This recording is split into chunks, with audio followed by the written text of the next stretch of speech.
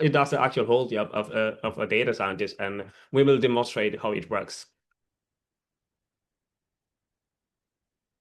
Okay, next slide. So every company sits on data and they need predictions, right? But getting from a raw warehouse to a decision still means SQL, juggling between SQL, notebooks, MLOps. And as data scientists was a scarce, expensive, and already stretching team, so most teams just don't, right? Decisions that need a model get made on gut feel. The AutoML tools today are obsolete. So most of them, they are still in the past, right? In 2018, before the AI revolution. So it's just a stack of models, and you basically need to have like the technical expertise. You give the connection and the data and whatever, and it just does some predictions and tell you, hey, here's the best model. It doesn't care about overfitting or underfitting. It doesn't have any brain. It doesn't do any hypothesis. It just runs a bunch of models in the parallel and just tell you, okay, this is the model that beats best. But what if you had like a system, right? An AI that reasons, that hypothesis, that understands your data, that processes your data, and that just train models as a data scientist would do, and process every model step by step and does the entire fine-tuning on its own and taking the entire decision on its own. So if you see data science, right, what is data science? So you have like the data field is split in data analysts and data scientists and data engineers, right? So the data engineers in general, they are the first layer, and maybe they are maybe one of the toughest job to do, right? Maybe it has gotten easier with the AI and the coding, but yeah, those are the people that deals with big data in the company. So it's like a huge amount of data that they're processing, and they don't really care mostly about analysis or doing models or such. So data engineers are those people that collects the actual data, right? They could do it via some IoT devices or whatever, like, but the entire infrastructure of the company, and they process it, right? It's huge amount of data. They write notebooks, they do Spark jobs, they process huge amount of data, and they just display it in a format that a data scientist or a data analyst can use to continue the job. Now let's come to the data analyst. Data analysts are those people that gets the data that the data engineers already prepared, like in databases. They source the data and maybe do some cleaning, data cleaning, transform it a little bit, tweak it, and they do analysis. They get insight from the data. They might be building dashboards, right? They might be trying to get answers from the data, from the actual data, and from the past. So whatever happened in the past, right? They try to understand what the data can tell from the patterns, or you can answer, okay, who are my top customers? What are the top driving sales or the parameters or whatever? You can do that. And a data analyst can build a dashboard and present you the information and get the insights. Now let's come to data science. So this data scientist is the one that actually does the data analysis job. It also can do data engineering, even though it's not the scope of a data scientist, right? But it can process the data. It does the analysis of the data. But what makes data scientists more special or specific is they build models. They build and train models to do forecasting or prediction or classification, right? So you have different type of models, right?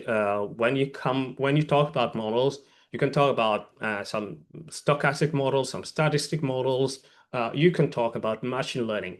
Machine learning is where you are actually given data to the model, right? And without giving it instructions, right? The model is able to do predictions and is able to answer from maybe historical data or the data it has been trained on. So as data scientists, what they do, data science job mostly they spend time in cleaning the data, in labeling the data, in analyzing and understanding the data before actually they can decide to choose a model and build a model and train the model and actually deploy it. So when we talk about machine learning, a lot of people are excited about building and training models, right? It's very fancy, it's very cool. Oh yeah, I'm training a model. That's really cool to say. But 80% of the job of a data scientist is actually analyzing the data, cleaning it, understanding the data before you actually even build a model and train it. The mistake that most of data scientists do, or people that do machine learning, is they can think that actually the model is driving the data, and actually is totally false. A good data scientist starts with the data, and it's actually the data that dictates what model to choose. So let's say if you have a data set with just a few rows, right, 100 rows or 1,000 rows, you would not choose a deep learning model. You would highly overfit, right? Even XGBoost or these gradient boosting models would be too much, right? So you might go for a linear regression, right? Regression model, linear and simpler, right? So it's not about the model that you use. It's mostly about the data and understanding the data and understanding the causality and all the patterns of the data will actually lead you, and the data will dictate you, hey, this model is what I choose. And then you start with using those group of models that would fit with your data and actually do the model that fit and train the models. And then after you can fine tune it, you can hyperparameter tuning and so on until you get the model that fits your data. You might have like a random forest or XGBoost model that has a very high score, right? And you have a linear regression model that works pretty fine. And you might think that the score you have for a gradient boosting model is because it's higher is the best. No, that's totally wrong. You need a reliable model. You don't need a model that overfits. You don't need the model that works well in the training data and works poorly in the test data. And you don't also need a model that actually is poor in training and actually does well in the test set. So you need a model that learns the patterns and that is capable of doing the prediction right. You need reliable predictions. All right, so the data science job is very complex. It's still painful because even though AI revolution has happened, now coding became much, much, much more easier. But still, data scientists are what they're doing. They might go to ChatGPT, they might go to Claude, they might use Claude or Codex. They may ask, hey, Claude Code or Codex, you need to write this code for me, the code Hi, that does hi, this and this. Doudou. I'm sorry, I just wanted to confirm if you're changing your slide or you're still on the first page. Yeah. Oh, yeah. Okay. I'm still in this first page, but I'll be moving fast, right? Yeah. Okay, that's Um, fine. Just wanted to be sure that not yeah. stuck on our Still. own end. Yeah. We're not stuck. Yeah. So what I wanted to say here is yeah, data scientists are still asking or writing code and asking, for instance, Claude to code or Codex or whatever to write a code for them. Then they use a code and maybe move it into a notebook. They connect their data set, they run the model, they train it, they jungle. If it doesn't work, they have to monitor it, right? You run a model and wait for the model to train, and then you can decide on if you want to pursue or if you want to retrain the model or if the score is good, and then you have to hyperparameter tune it until you get a better result, or you have to drop that model and just try another model. So this is how OctOpus works, right? So from a raw warehouse, right, where you just have it's a raw data, right? So OctOpus closes that whole loop. It thinks, it tries, it checks and fixes like a real data scientist would do. So you talk to it in a plain English, right? And it connects to your Databricks, to your Snowflake or BigQuery or a file, and comes back with a clean answer, a live dashboard, and a deployed forecasting model. We'll have a chance to demo it live after I finish this presentation. All right. So about our traction right now, what we do, so it's not how to call it. Yeah, we got real customers, and right now we're solving real problems, right? Among our customers, we are talking to a lot of other companies like enterprise POCs. Mostly, we are mostly focused on that. We are over 200 users already for the B2C part, but we're talking to other customers and already are doing POCs with nice enterprise POCs. One of them is our partners from our colleagues or our brothers from the community, ADTC, someone like, how to call it, Udutech. Udutech is one of our partner and so on. So yeah, so the thing is, OctOpus today automates the entire workflow and try to integrate. Our main goal is to have it like as a default enterprise AI data scientist that works in your workflow, that works as a teammate or a colleague. So basically, you are enabling a person or someone that is not technical, instead of waiting or having to really look for a talent that might be sometimes scarce, especially in some regions, right, where you probably need an expert in a certain domain, but it might be scarce or it might be very expensive. You might have like OctOpus as part of your team and actually helping you do the collaboration. So as I mentioned it here, right? Our real mode is not in just coding, right? Because there are a lot of tools that can do coding today. So you can have like AutoML tools that they do benchmarking, right? They're not really doing the actual reasoning or hypothesizing or choosing the right model that fits with your data. You might have like coding agents, Claude, Codex, Cursor, and so on. And as I mentioned, right? They do write code. They are very useful, right, to write code, but they don't do the full loop. They cannot understand you as a data scientist would understand you, and you need to be an expert, right? You need to be a data scientist to ask to Claude Code, hey, can you write the code for me, or can you do this task? You need to ask the right question in this case. Or maybe you need to hire a data scientist, which is a really cool option, I think. But yeah, it might be scarce, as we mentioned. It might be also expensive sometimes, and basically you need reliable models and faster, right? So and that's why OctOpus closes the entire loop with reasoning, analyzing, and training models and deploying them. So yeah, how big this can be? I think it's a $1 billion market. So every team needs needs to. I mean, that decides with data is our customer. So that's the whole economy, I would say. So it can be from a TAM of 300 billion, a sum of 70 billion, and a sum of 1.2 billion. So actually, well, I have to. This is an actually investor deck that I've opened, but yeah, it's actually fine. It's probably not a feed for this presentation, but it still can resonate. So what we do now is a $20 subscription for B2C. So which is helping like consultants or people building. There's something in the chat. Oh yeah, yeah, AGH Cloud. Yeah, that is true.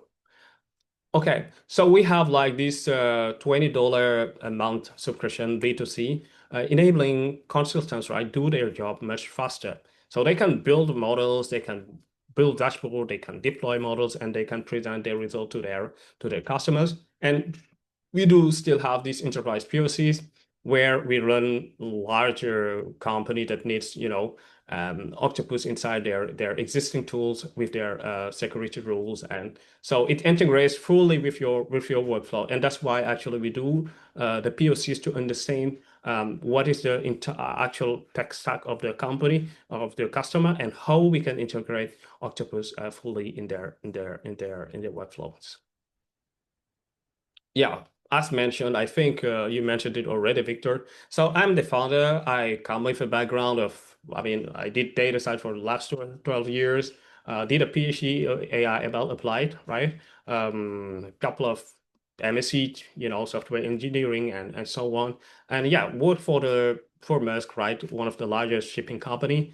And yeah, automation tools and AI solutions that I build actually, one of them saving like $50,000 per day, right, at Maersk. So yeah, that's basically about me. We can discuss more. if you would like to know more about me. I think right now what I'm going to do is probably I'm going to demo you Octopus on how actually it works, right? Let's go for the demo.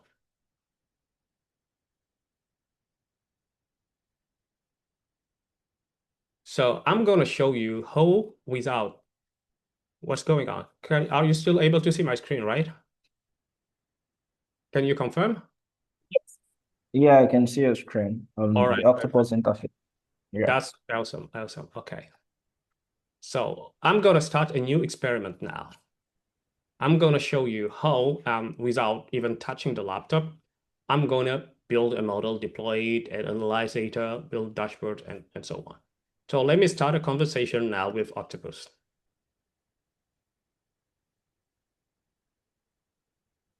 Hi, I'm OctOpus. I can connect and clean your data, explore it with charts and summaries, train and compare models, explain the key drivers, and deploy the best one as an API when it meets your goal. Tell me your business question and what data you have, and I'll take it from there. Hey, Octopus, can you connect to my data catalog? Got it. Let's hook up your data connection, and then we'll be ready to explore. I've opened the connector picker so you can choose your source and enter credentials. Once you connect it, I'll start profiling the tables and pull what we need for your analysis or model.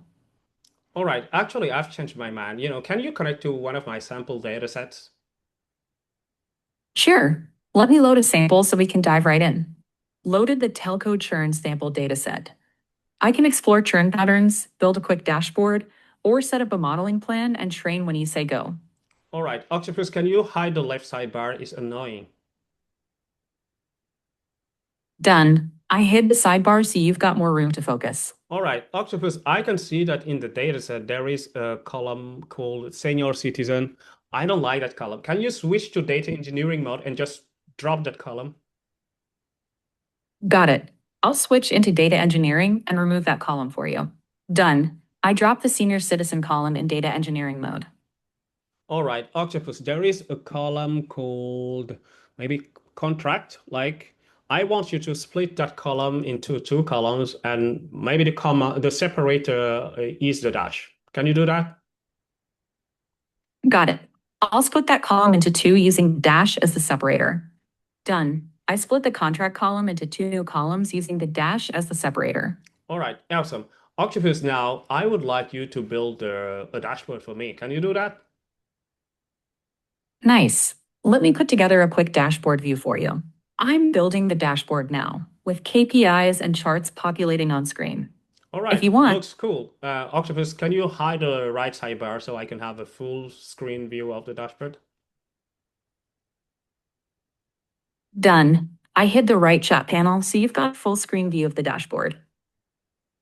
Excellent. Can you maybe analyze and interpret the dashboard? I don't understand it.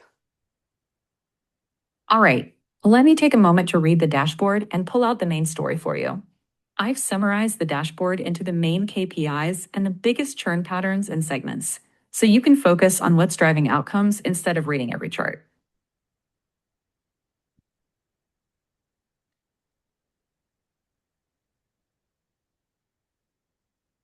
All right, Octopus, what we are going to do now, I want to actually build a machine learning model. What would be a good use case here?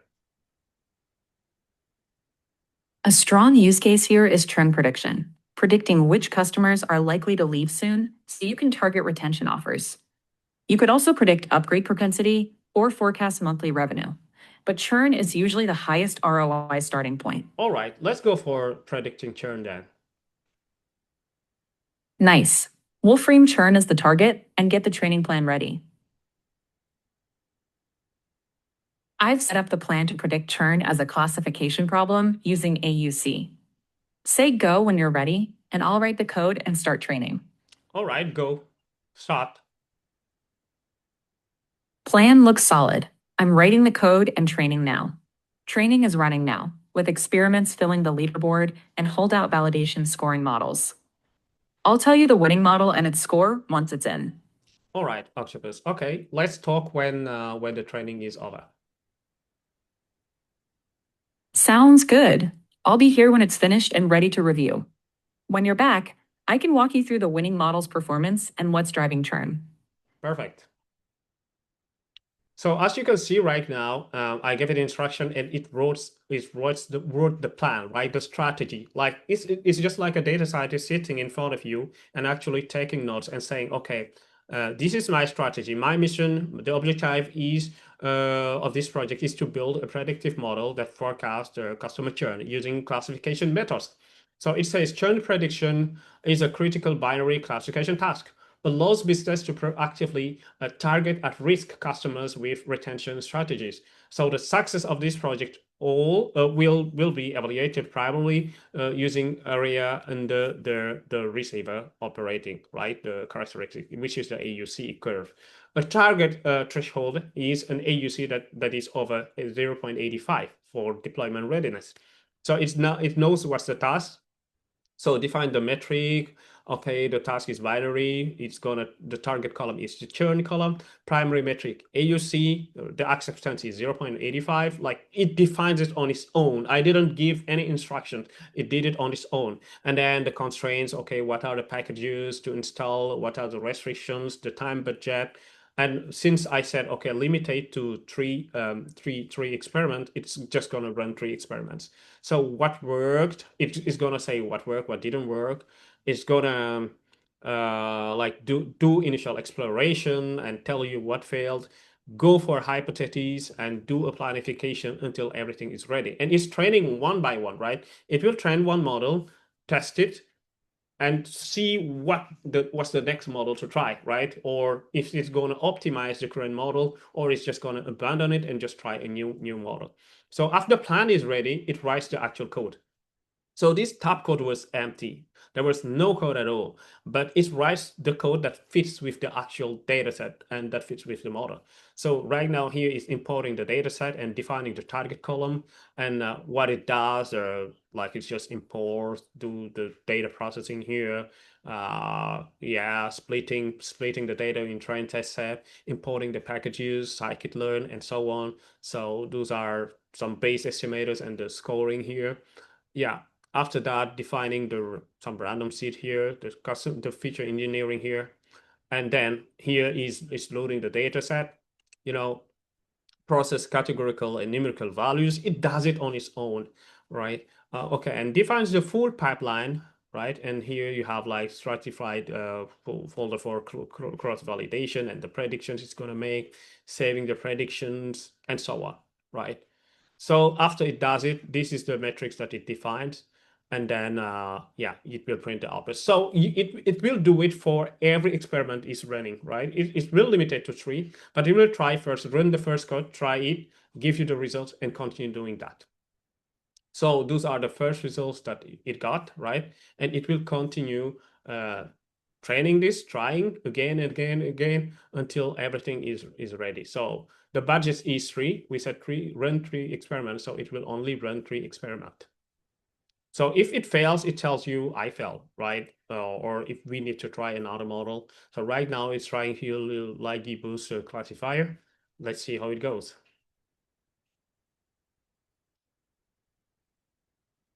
If you have any questions, meanwhile, happy to discuss it. Yeah, sure. Please, if anyone have any question, and you can actually ask. Hi everyone. I have a question now. My name is Winnie. I work in financial services. Can you hear me? Yes. Okay. I know you work with Maersk, but how ready is the product for like enterprise use for a heavily regulated industry like financial services? So for context, when trying to onboard new advisors to my group, it's really hard to explain the entire end-to-end planning process. But what you're doing is fantastic instead of just speaking to the computer or speaking to the app, and it's able to figure things out for them. So if, for example, one was to make an introduction to my firm, there's a lot of, because it's going to be a very long sales cycle, but in terms of enterprise readiness for a heavily regulated industry like finance, are you ready for that yet? Is something that you still need to maybe develop a particular product line or tighten some loose ends before making an introduction? Thank you so much. I love this question. It's really good. Yeah, actually, we are enterprise ready, and we are already collaborating with some enterprises that are in Sweden as well. So we have a company like Actimium, right? And so on. We are also in the discussion with other customers in Sweden, and as well as other companies that we have in the US. We are already doing a POC with them. Another company in France and Udotech that I mentioned, and so on, right? So we are enterprise ready, and this is ready to integrate to your workflow. And the reason why we do POC is we want actually to understand your own stack, right? And to integrate it as part of your workflow. We do have like the online version, like which is connected to our servers, but we also have desktop version for enterprises. This OctOpus is actually made for enterprise sales. We don't really focus on the B2C side because we want this to become your AI teammate, right? For a non-technical person, a marketing specialist, a salesperson, maybe a CEO or anyone, right, wanting to actually do a quick forecast, do a quick understanding of the driving or what drives the sales or our company or prediction, they can actually do it right now. You can wake up, go in your car, open up your car and take your phone, and while you're driving the car, you can just say, hey, OctOpus, can you connect to my sales data in the Databricks? And it does it.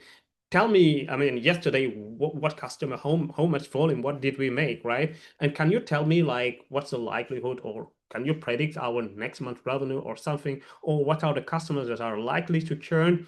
Then it builds a real model. It just doesn't answer or a question randomly. OctOpus doesn't actually have access to your actual data, but it can write a code, right? So every question that you ask, it transforms it to a SQL code and then writes it, receives the information and gets back to you. So that's why it's accurate. And the other thing is, if you ask it to forecast or predict, it actually builds models. It just doesn't randomly answer questions or likelihood of something to happen like a normal LLM. So yeah, happy to say that this is enterprise ready, and happy to walk you through any Okay. work. Yeah. That's very helpful. Thank you so much. Okay. Thank you so much.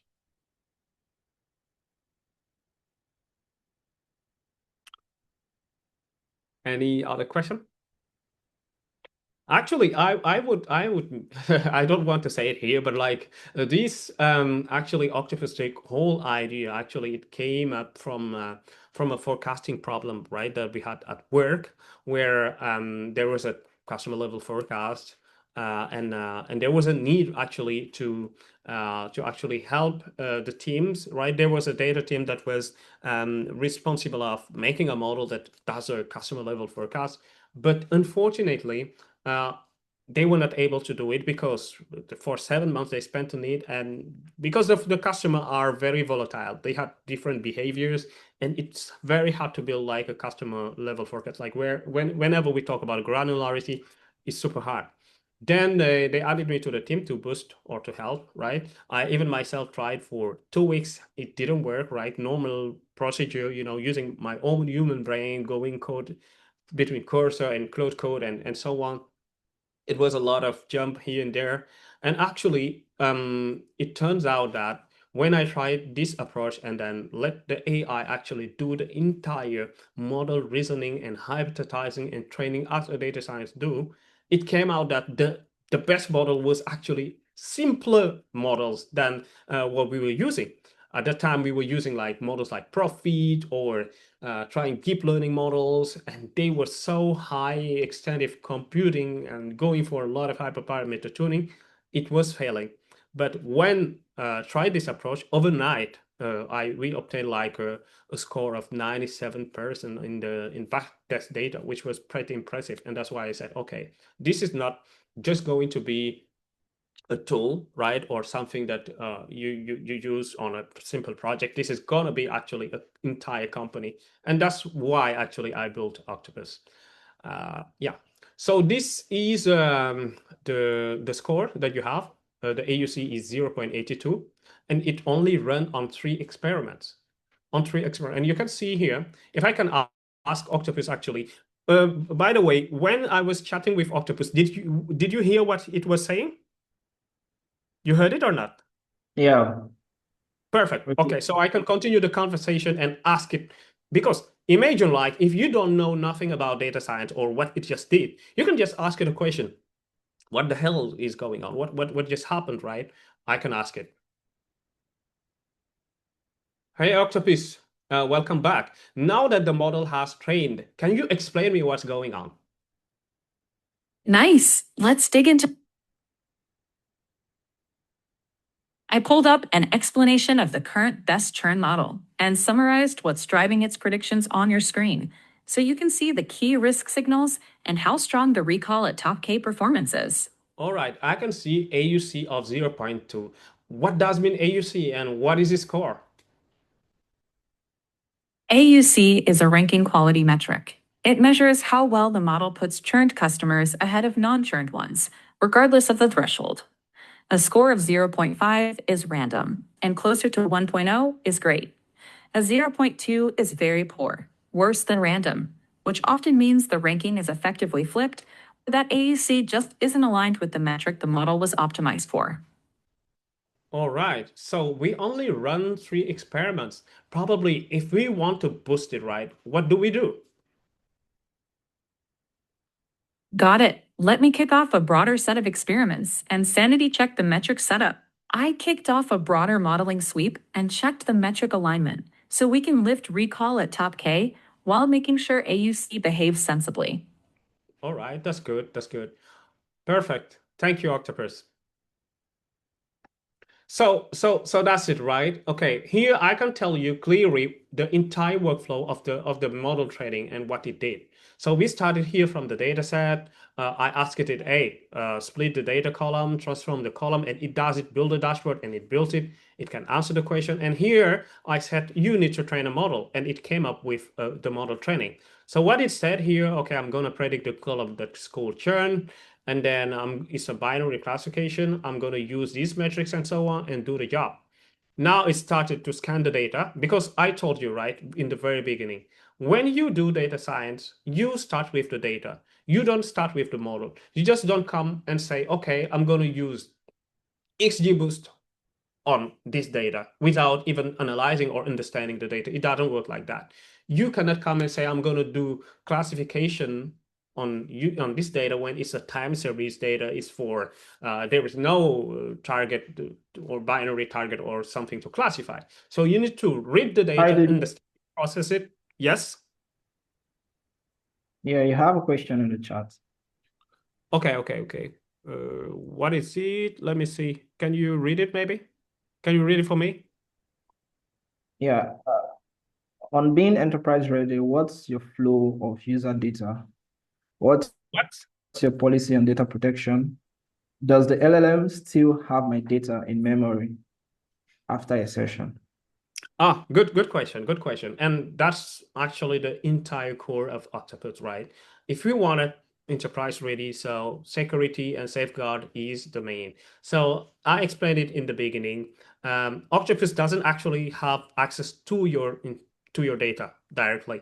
What we do is we have a sandbox where it writes the code, right? And that's the code that retrieves the data, right? It answers, it just connects and then takes in information and bring it back. Now, in the way back, this is the only time that the LLM itself knows about your data, right? It's the only time that it understands or knows about your data and can explain, but doesn't have directly the access to your own data, but only the schema, like the tables, how they are, how it's structured, so it can like write a code to retrieve a column or retrieve an information and bring it back. So that's one thing.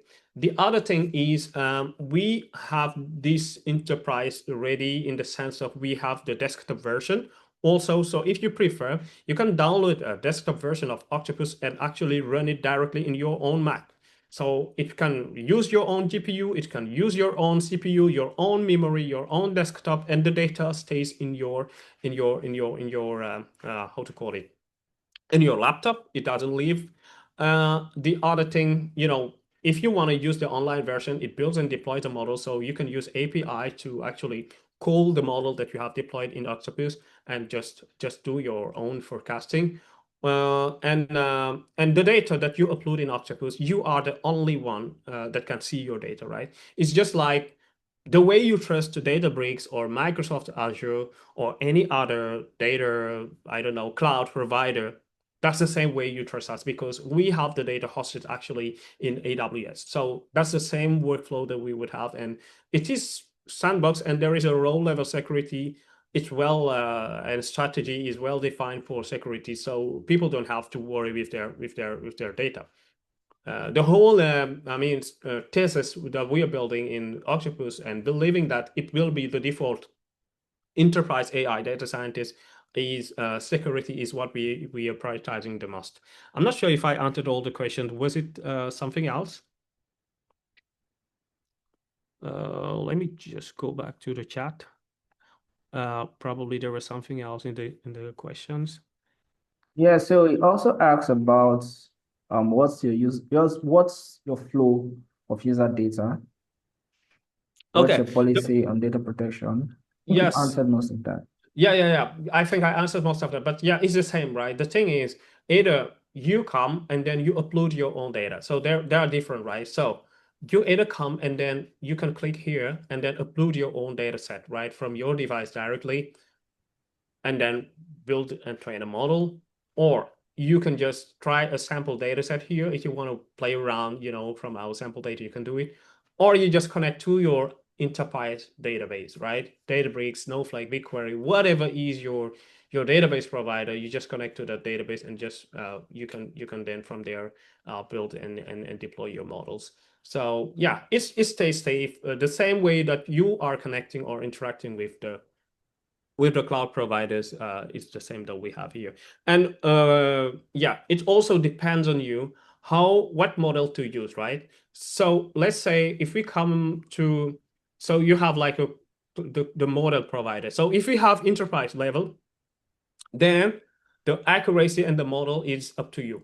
So if you want to use uh, Claude model provided by Claude, by Anthropic, you can select what model you want. If you prefer OpenAI models, you can use them, or Gemini or Bedrock. If you also have your custom model, you can definitely use it, right? So in this case, maybe to avoid is this AI using our data for training, that also that discussion can be closed in that sense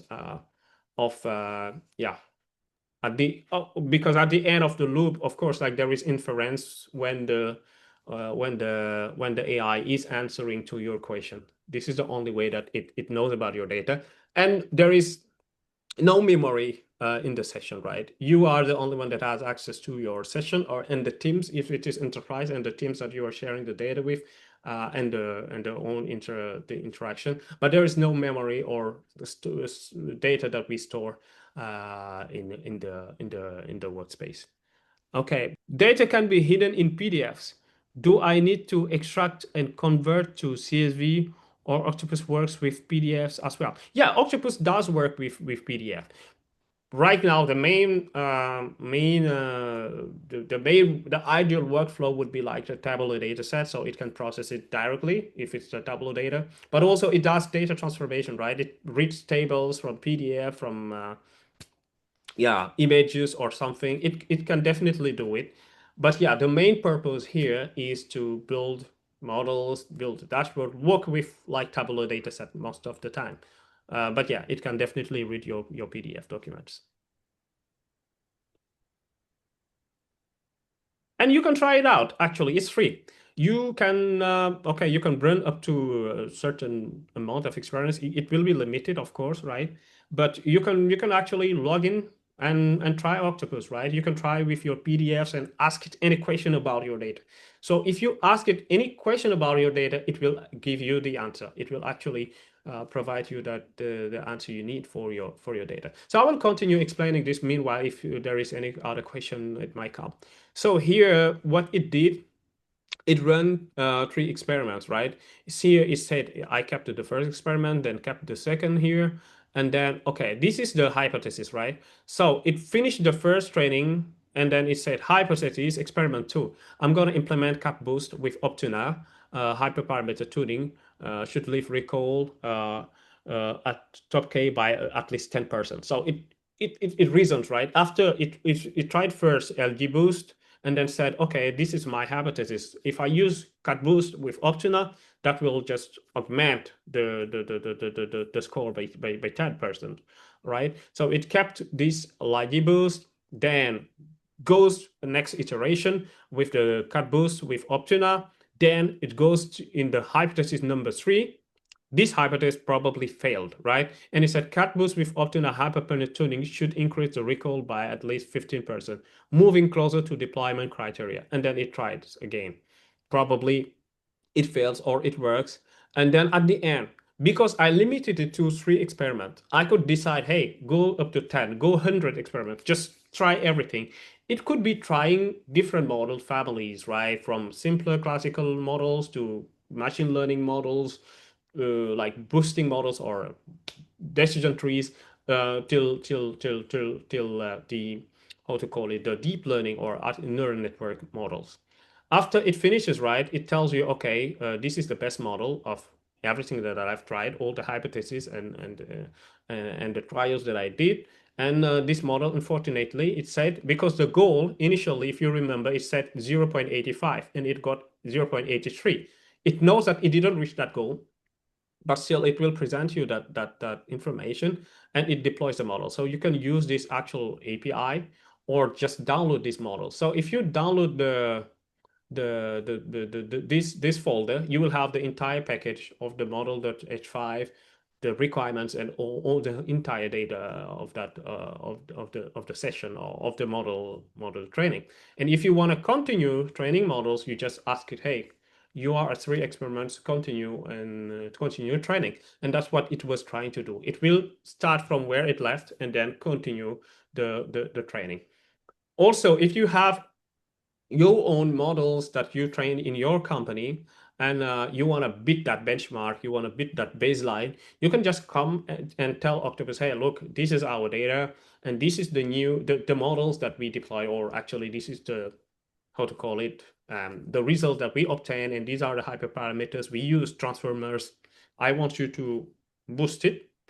You just tell to OctOpus the entire stack that you have right now, and it will start from there and improve your models and accuracy and reliability. Any other questions?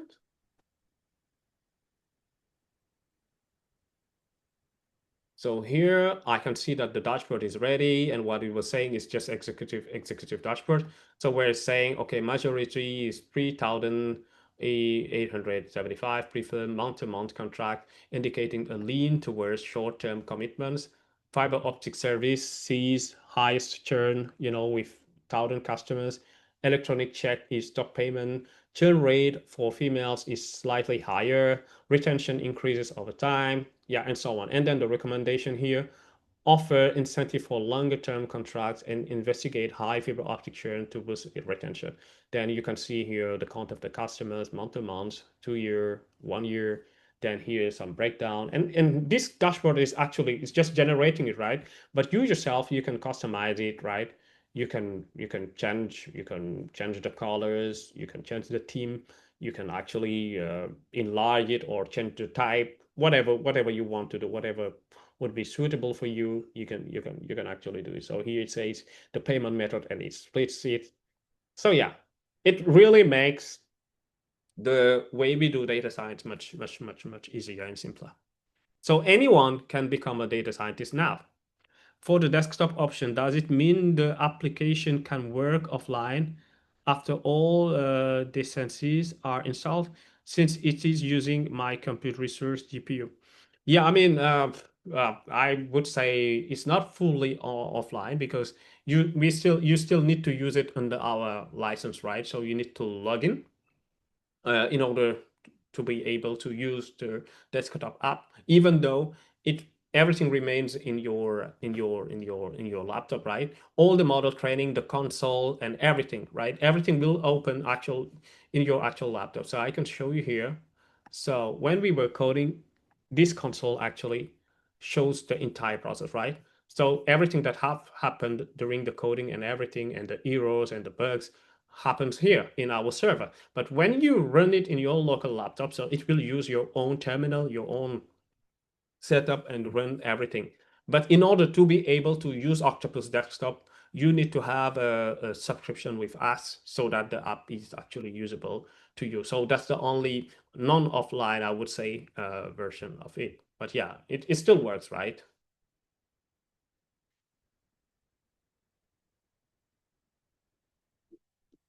All right.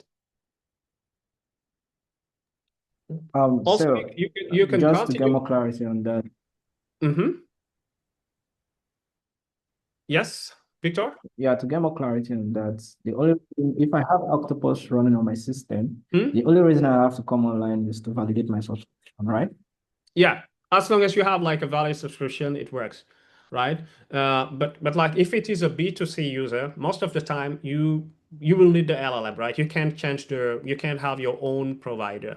You have to use our AI provider, right? But if it is like you enterprise POC, for instance, enterprise how to call it, B2B deal that we have, then we enable, right, our enterprise customers, if they want to use their actual models, right, or different AI provider, or if they have a subscription with OpenAI or Claude, they can directly use those LLM. If they trust the provider or whatever the LLM is, they can wire it directly.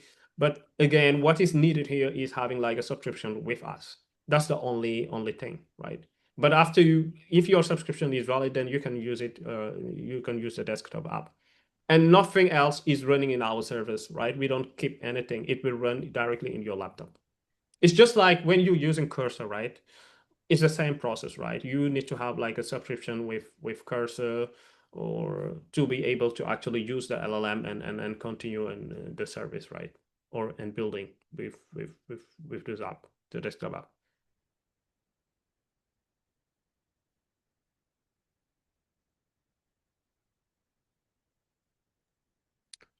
All right. So if you had any question here, so the same way you were talking to the AI, that was just a fancy way like to show you how Octopus works, right? But you don't have to talk, right? You can just write and type in the chat here and ask anything.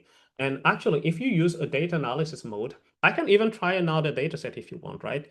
But if you or maybe like if you guys do Kaggle, right? There are a lot of competitions in Kaggle or Zindi. You can just download your data set from Kaggle, give it to Octopus, and just copy the entire, how to call it, the instructions from Kaggle and paste it inside Octopus. And Octopus in itself will understand directly. It knows it's a Kaggle competition. It will build train models and give you a submission file, and you just copy that submission file and submit to Kaggle. Most of the time you can rank really, really well, depending on the number of experiments, of course, you run. But in Kaggle, some people cheat. They have like, I don't know how they do it, right? But they have a score of 100%. So this is not possible at all. So that's why you probably those are the only people you can't beat, right? But you can have like 0.80 something, 90, 98 or something, and they will be 1. So that's the only difference, right? Because we are doing real modeling, and we are doing we avoid overfitting and all of that. Octopus knows what is overfitting or underfitting, and it tries to build the models that doesn't overfit. So if the models overfits, it will understand it. It will try to mitigate it or solve the issue.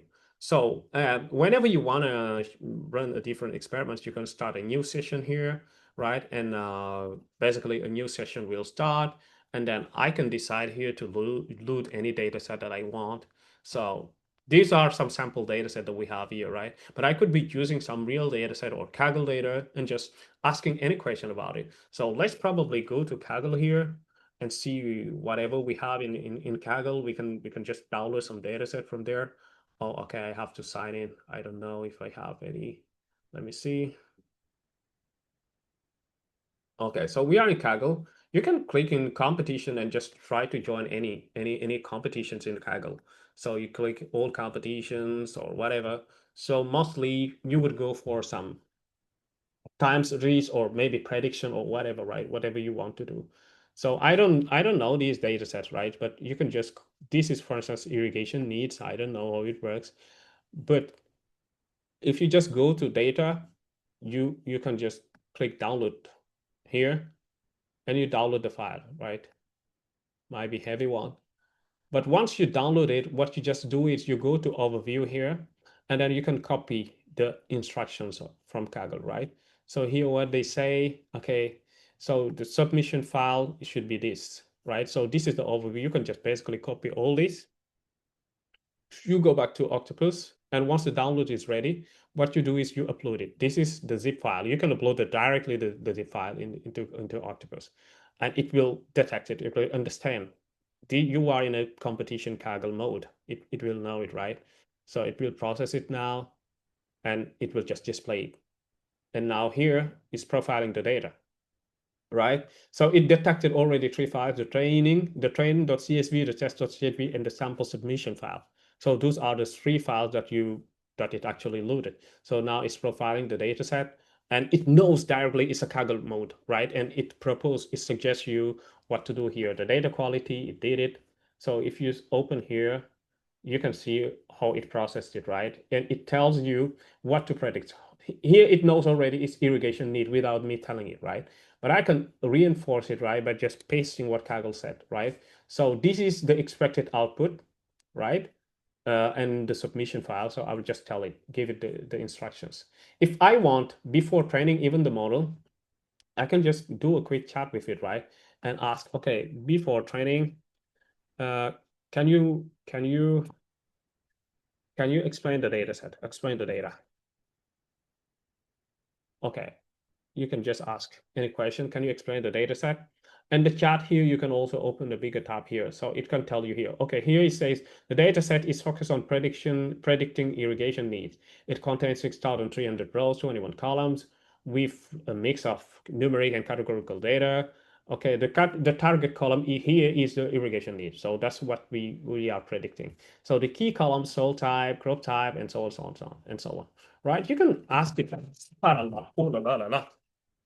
God damn it. Uh-oh. I'm afraid this. Okay, it's fine.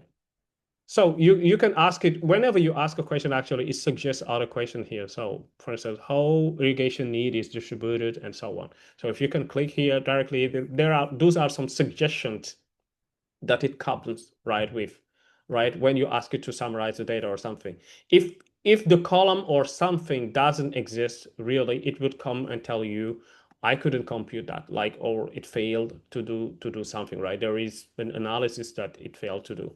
But any of the time, right, what it builds, it actually it is from your data set. So for instance, if I ask, okay, can you tell me soil moisture or whatever, like build a chart, build a chart with soil moisture or something like this. Okay, I have to go to data. Oh yeah, I'm in the data science mode. I forgot to remove. Yeah, in the very beginning, when you get started, you have to choose between data science, data analysis, or data engineering modes. And I was in the data science mode already, so it doesn't do analysis. It's ready for doing training. So you can just go and it start training the model. So here, from here, when it's suggested, you could just validate and train, right? And it would start training the model. So you will have your Kaggle competition ready, like it's writing now the plan, right? The strategy to use for this Kaggle competition. After that, it will write a code and it will build and deploy the model. Once it's ready, it will just provide you the submission file that you just download, and then you go to Kaggle here. Where is the leaderboard or something? Yeah, the submissions. And basically you submit a file here in the Kaggle and you're good. So right now it's writing the plan. After writing the plan, it will just write the code and then building it and deploying the model. Yeah, something happened with my laptop here. Do you guys have any other question?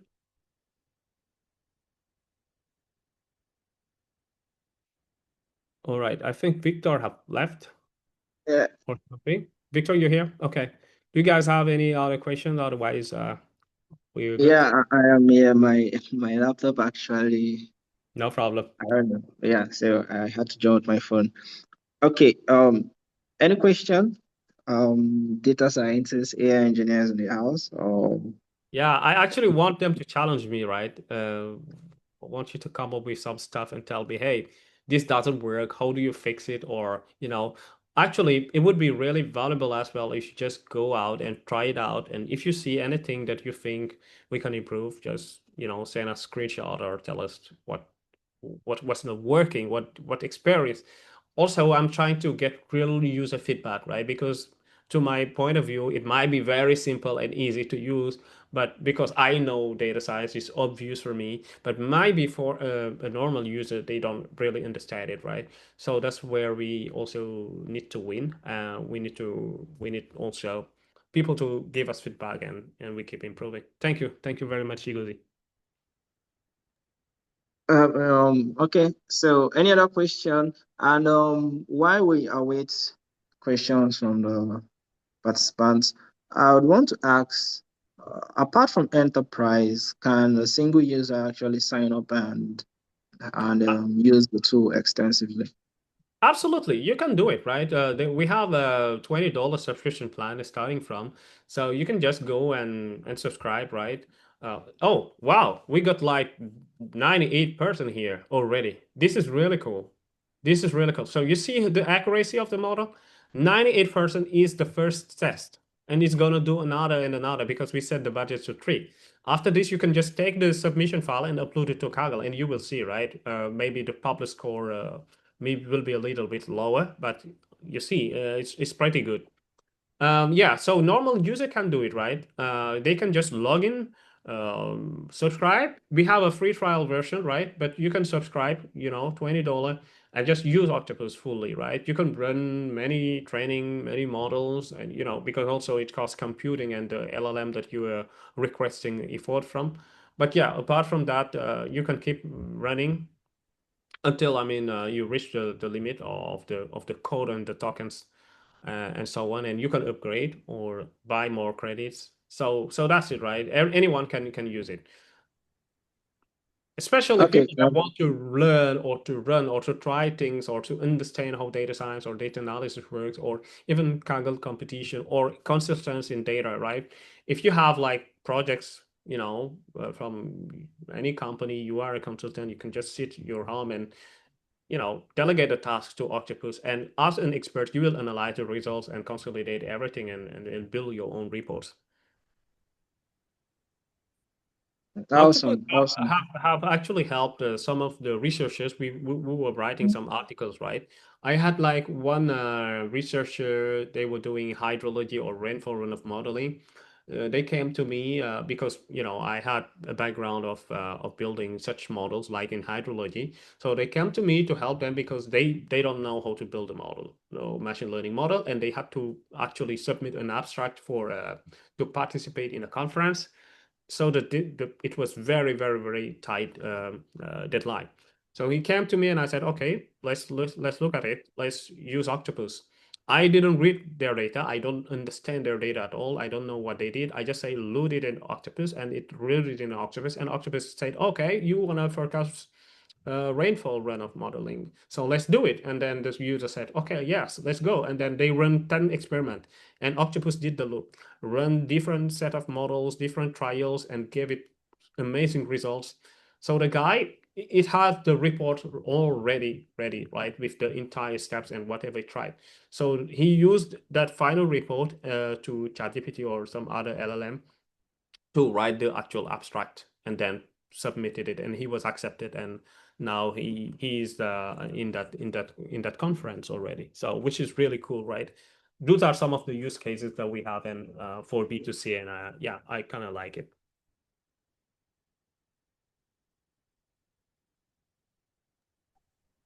Awesome one to do. So I know some persons might be, let me ask for people. Um, in one word, Doudou, can you actually differentiate how Octopus is better than someone just using any of the foundational model chat interface to analyze the data, and why would I have to subscribe for another AI tool? So just one sentence, what is the advantage Octopus have that you've built? I mean, as the creator of Octopus, Yeah, can you just absolutely. mention that? All right. So if you said one word, I would say specialization. If you ask me for a sentence, I would say Cloud Code and Codex and Copilot and all of that, they are coding agents, right? They can help you write codes, but they are not experts in data science or data analysis or in finance or in sales or anything, right? They can just help you actually in what you have already expertise in, right? So you come up with your data science background and ask it, hey, can you build a model or a code for me? And they will write the code. They don't even they don't build and deploy models as Octopus does. You are a healthcare worker in healthcare, so you know how to do diagnosis or how to hypothesize or when a patient comes, you know, the protocol that you use and you respect to follow, you know it, right? So you can come up and tell, okay, this is my protocol, this is how I use it. I want you to diagnose a patient for me. And by the way, I will take this occasion to ask you guys to build agents, right? Today is the best period, right? Of I think to build your own company, to even be solo founder, to build your own startups, because you can no longer be saying, "Oh, I have this business idea, but I can't code. No, I need someone to code. I need to hire someone." No, you don't need that anymore because you have access to AI that can do a lot of tasks, you know, that understand the world. So, as I was saying, right, if if you see like Cloud Code and Codex, they are coding agents. They can write codes that you have expertise in, and you ask them to do it, right?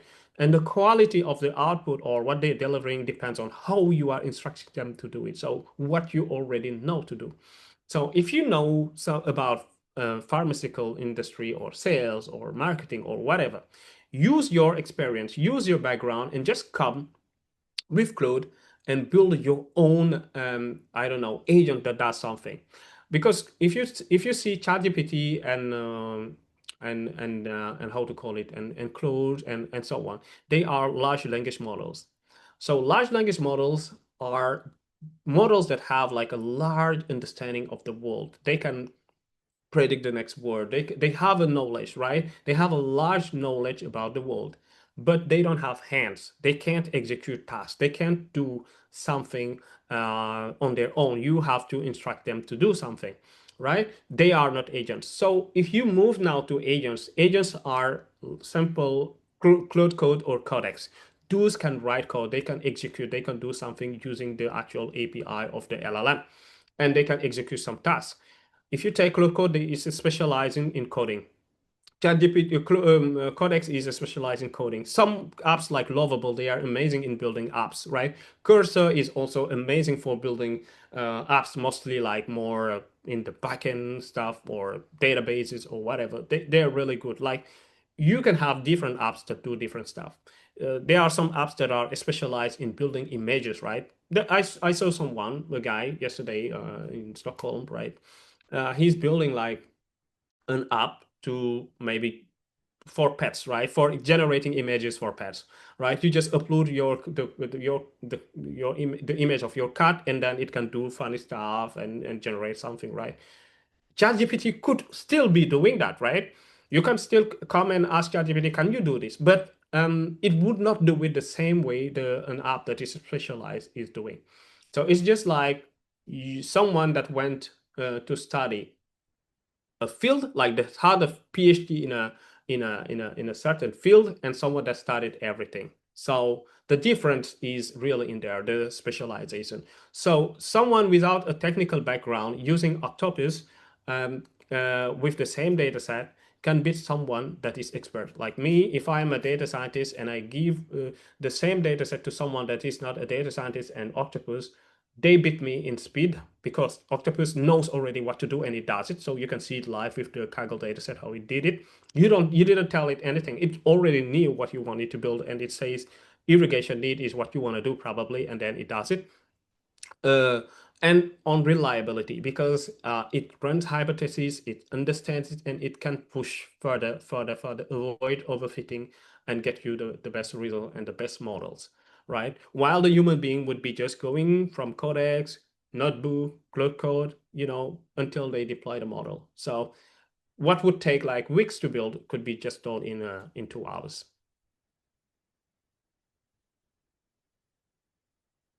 I know it was a very long explanation. Awesome, awesome. From a sentence, I made a whole book, but hope you understood it. Yeah, I mean, it's very important for you to actually break it down with and give more clarity to why people should actually give Octopus a try. Mm, For that speed and precision, it's the most important thing in this yeah, era of metered intelligence. absolutely. Yeah. So um, is there any question for or any perhaps might be something else or a personal experience while using any of the foundational model? I mean, it's a good platform to share. I'm referring to the audience right now. And as we actually come closer to wrapping up the session, Doudou, once again, the editors community is happy for your session, and we look up to getting more insight and more tips on how to use Octopus on the Discord community. So for people planning to reach out to Doodle or ask further question, you can actually join the ADTC Discord community. And yeah, Doodle is right there, and you can ask question and share your experience using Octopus. Absolutely. Yeah. It's a pleasure, Victor, to be joining here and talking what I'm really passionate about. So feel free to reach out to me in the Discord or in LinkedIn. We can catch up. If you would be interested in also any understanding more about Octopus, knowing more or running some enterprise POC probably. Yeah, I would be happy or do some introductions. That would really, really, really be helpful. So yeah, I'm also doing a campaign of 20% on the sales deals, right? Anyone that could help us, close a deal with a customer. So even if you introduce us and then we start a discussion and it end up with a contract or a deal that is closed, we are happy to give you a 20% of the deal, right? So that's also what we do for the distribution and try to really implement this and go further. Yeah, it was a pleasure. Yeah, Victor, I'll end up with this question. You need to tell me now if you want one of our merch. You need to tell me why octopus, right? Why is it octopus? Why did we call it octopus? Is the question channeled to me or to the To general public? everyone, I to mean, everyone, let's create a test. anyone that would answer this Okay, question gets okay. gets the merch. Yeah, that's it. Starting from you, Victor. Anyone, you can open up the mic or just type it in. Why octopus, right? Yeah, I think anyone can unmute themselves. Please, Hi, can anyone confirm that? Okay, yeah, sure. Thank you. good evening. I'm just gonna take a quick guess. So let's say because the system that you built is multimodal, maybe that's why you mentioned, maybe you called it octopus because it has multiple arms or something. I'm just guessing. Multiple what? I said maybe because the software, Octopus was made with multiple models. So you kind of like call it you call it Octopus since it has like multiple arms for different aspects, analysis, Cool, cleaning. cool. I'm You are really, really close, right? You're 98% of the answer, of the perfect answer, I would say. Just uh, just add, just add something and you get your merge, right? It is in the name. It is very in the name. up to 8 models. Now yeah, it's in the name. Now it's not 8 models, but it's in the name. Mm, yeah, it's kind of Hi, hard. Dudu. Can you ask the question again for clarity? Okay. So octopus, what does it mean? That's the question. Why did we name it octopus? Based on everything that you saw, right? That octopus were able to do and so on. Why did we call it octopus? That's the question. And Maybe you have 8 models working together or something. Yeah, I mean, you are on the good track, but yeah, something else. Just one thing is missing. And it's in the name, right? In Octopus, it's in the name. So I did some Googling and opus means let me put it is like work. Opus means work. And so I guess putting that in combination with Musa's comment. You are So 99%, sir. 99. oh man. You are 99 right now. I need to hear it. I need to hear it. You were very close right Yeah, now. so multimodal, like multiple streams of work, it's multi-threaded, it But can you said do it. You already said it. All right. So, yeah, what is the smartest model in the world?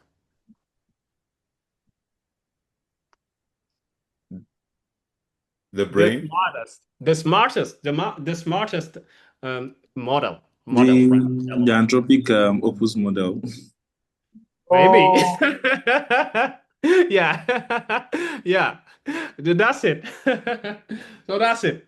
So you have okay, it's octopus because okay, octopus in general, like it's a very intelligent animal, it's very smart, it has a memory, it has brain, it remembers, and also it has 8 legs because it can multitask, right? Multimodal, as you mentioned it, guys. And OctOpus, right? Because at that time, Opus is the best model from Claude, right? So that's why we have OctOpus, like OctOpus, Opus as the best model. So it was a teamwork, but you guys, the community at least won this merge. So I don't know where to ship it. We have to agree on something. I don't know. Or I will ship it to all three of you. Uh, All right. okay. I will ship the merge to all of you then. All right, that's awesome. You Thanks, guys Doudou, can reach out once to again. me in the mail, right? Yeah, Emeka, I have already yours. So, but the rest you can guys reach out to me here, and yeah, I'll be happy to ship something. Okay, awesome. All right. Any question before I call it a wrap? So once again, the recording will be available on our YouTube channel, and the link will be shared on the Discord community. And also, Doodoo will be available via LinkedIn or Discord community for people who actually have further questions to ask and maybe require guidance using Octopus. Then finally, I mentioned this beginning of the session. The ADTC challenge is around the corner. So follow us on all our social media platforms to get first-hand information on when we are going to kick off, which will likely be this June. And it's around the whole what's happening now. I mean, everybody's trying to look at how we can actually build intelligence in something very cheap. Currently, we're in the era of where intelligence is being metered, and those who have it in their corner would not struggle to pay the metering bills. But anyway, you're going to get more information once we go live with the challenge. And stay tuned and see you guys in the Discord channel and also in the July edition of our community meetup. Thank you once again. Doodoo, thank you. Any final words before we call it a wrap? Thank you so much. I have nothing else to say, right? Let's keep building the community. It's very strong. I love it. Yeah. See you again in other sessions. Yeah. All right. Bye, everyone. Bye.